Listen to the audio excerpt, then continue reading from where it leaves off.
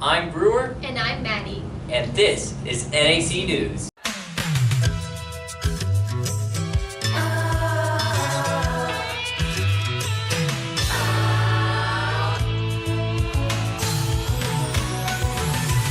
Whatever happened to predictability? The milkman, the paperboy, evening TV. You miss your old familiar friends, but waiting just around the bend. Everywhere you look, there's a heart, a hand to hold on to. Everywhere you look, there's a lust of somebody who needs you. When you're lost out there and you're all alone, life is waiting to carry you home. Everywhere you look, everywhere you look.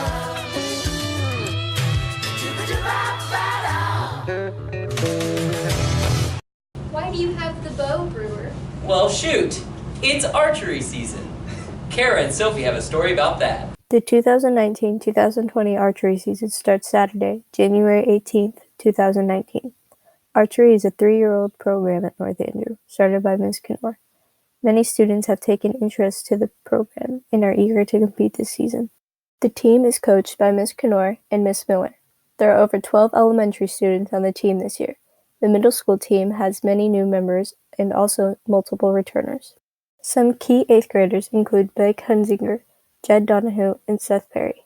The high school team for 2019-2020 is significantly bigger than in the past 2 years. The high school team consists of seniors Ezra Mon and Mikhail Todd, juniors Sophia Hunziger, Sarah Miller, and Justin Griever, one sophomore, Jillian Galbraith, and one freshman, Patty Griever. The goal of the archery team this year is to improve personal scores. The overall goal of the archery season is to make it to the state tournament in Branson in March. To make it to state, the elementary students need to score a 265 out of 300, middle school a 270 out of 300, and the high school a 275 out of 300. Two high school archers, Jillian Galbraith and Sophia Hunziger, competed at the state tournament last year and hope to return again this season with more teammates and with the hope to make it to national tournament. To make it there, the archer must score in the top 10 at the state tournament. Good luck, North Andrew Archers, on your 2019-2020 season. G'day, mate. How's Australia? It's lit. Carson and Mercedes have a story about that. Within Australia, wildfires started to become an issue in July. Since July, 28 known people have died. Many of the animals in the area have been killed. The government of Australia is struggling to contain these fires. The causes of these fires are being debated throughout the world. In the last year, Australia has experienced a major drought. The weather conditions was paired with a major heat wave in December. Some of the areas of Australia are reaching 120 degrees Fahrenheit. After the heat wave, the wind became an issue. The wind allowed the fires to spread more easily. A portion of people blames the climate change. This cause is rather controversial. The fire has caused a large amount of damage in one area. 1,588 homes were demolished and 650 were damaged. Overall, 17.9 million acres have suffered damage from the fire. 28 people have lost their lives to these fires. An estimation of the animals killed in the fires is within a range of millions. The government of Australia has been struggling to stop these fires. A few of the areas within Australia have announced a state of emergency.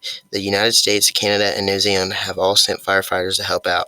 Parts of the military in Australia have sent out to help stop the fires as well. The fires are not predicted to stop soon. Australia is just in the middle of their summer season. Many people wish to help but not to volunteer. Many donation programs will help end the fires and help affect the fires.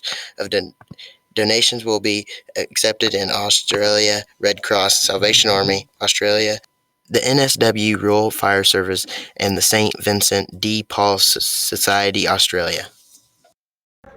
Do you think global warming played a part in the forest fires? I mean, it may have because it was hot, but I don't think so. It's probably just people.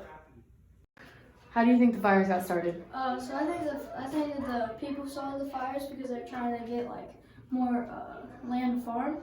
Or my second observation is the koalas came up, robbed a gas station, got all the diesel fuel out of there, just dumped it all over the forest, and then just twiddled some sticks and just fire everywhere.